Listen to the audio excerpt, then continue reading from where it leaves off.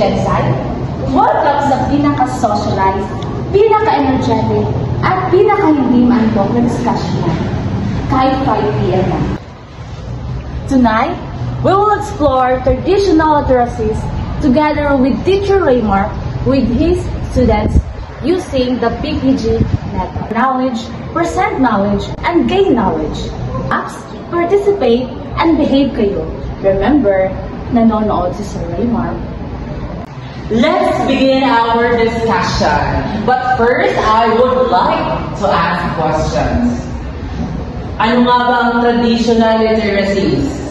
Raise your hand. Raise your hand kung meron. Wala? Kahit kunti lang. O hulaan nyo lang.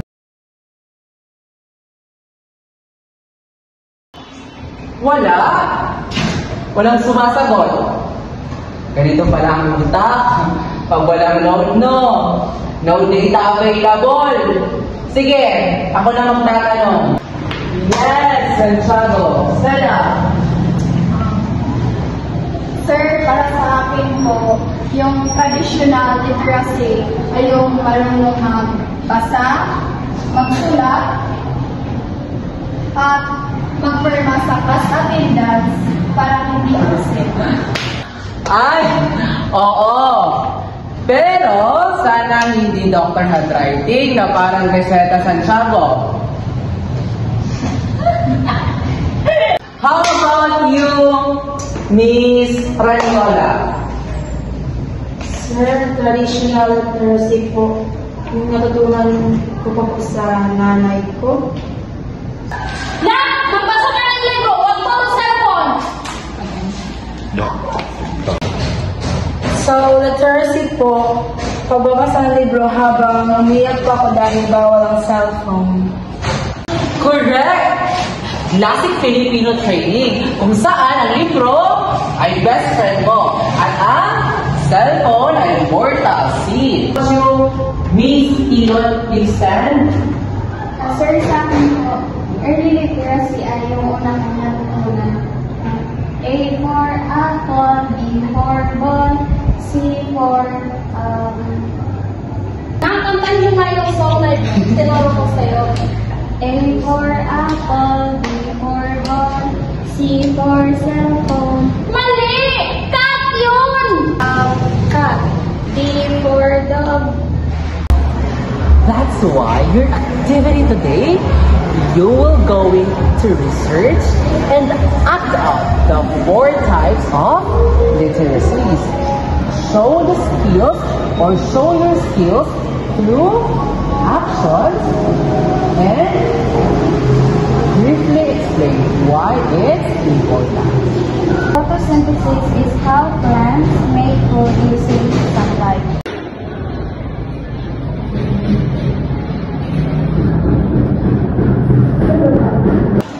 I'm showing traditional literacy. The skill here is to read and write a text. This literacy, it helps us understand lessons and communicate ideas clearly.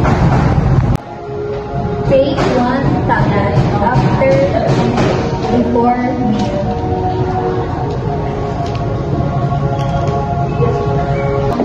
Kaya yung utak mo, dito na. 10, 20, 30, Kulang mo ng piso. bukas na naman. May parcel ako. I am showing traditional literacy skill I can use reading, writing, and talking in real life. Meaning, it helps us to read tasks safely and independently. Nak, tuturuan kita ngayon, okay? Kaya kami can you identify these animals? Yes, Mommy.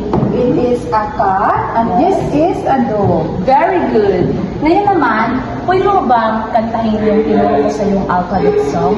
Of course, Mommy. A, B, C, D, E, F, G, H, I, J, K. Oh my God, very good anak. Anak talaga kita. Nak, halika dito. Magbabasa naman tayo. Plants, penguins, hippo, no, photosynthesis. Wow! Ang galing-galing naman ng anak ko.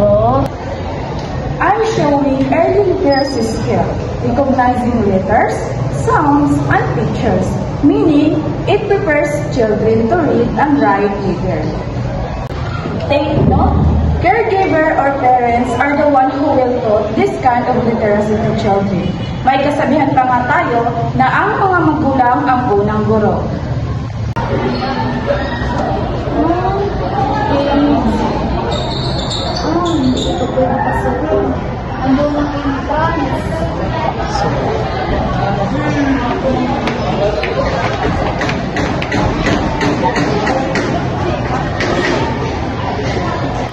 Okay, ang una mong gagawin ay isulat mo ang iyong buong pangalan sa papel.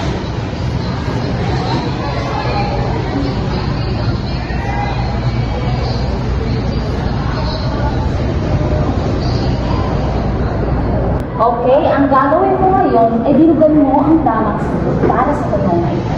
Anong Ingles ng aso? Para ka na sumagot. Very good. Tama ang iyong sagot. I'm showing basic literacy such as reading and writing simple words and instructions. Meaning, literacy, it helps us participate at school and follow rules safely. Excellent job, everyone! Let's quickly review what we saw. Traditional literacy is the ability to read and write. MJ showed us reading a textbook and writing a summary. This helps us learn and communicate ideas. Functional literacy, while is using literacy in daily life. Chatty May showed reading labels, filling forms, and counting money. This helps us do tasks safely and independently. Early literacy is the skills children learn before reading words. Rika Joy pointed at pictures, sang the ABC song, and told a story from images. This prepares children to read and write later. While the last one is the basic literacy. Is reading simple words and following instructions. Faye Santiago read signs, wrote her name, and followed direction. This helps us participate in school and everyday tasks. Great work, everyone! So, ano nga ba ang mga natutunan natin ngayon? It's time to share your game knowledge. Yes, Chatty May.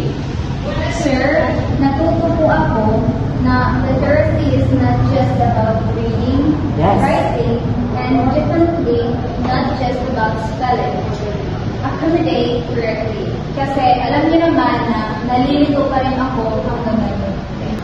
Sir, na-realize ko po na kahit marunong ka nang magbasa or magsulat, iba pa rin kapag ginagamit ito sa life, like making decisions, following instructions, or writing. Hindi yung magsulat ng love letter pa, sir. Yes. Nalaman ko po na may traditional, functional, early, at basic literacy pala. Hindi lang literacy or literacy na crush na ito po kapag we're sa class. Yes, Faye. Ang pinaka-important na intindihan ko po sa literacy is more than just texting, scrolling, or typing captions sa IG. It's about usually understanding, applying, and communicating ideas. Ay parang superhero powers pero magagamit sa school at time. So class, ngayon, mas malinaw na ang concept ng traditional literacies. At least now, hindi na lang tayo pwedeng sabihin, Sir, aware po ako pero di ko ma-explain.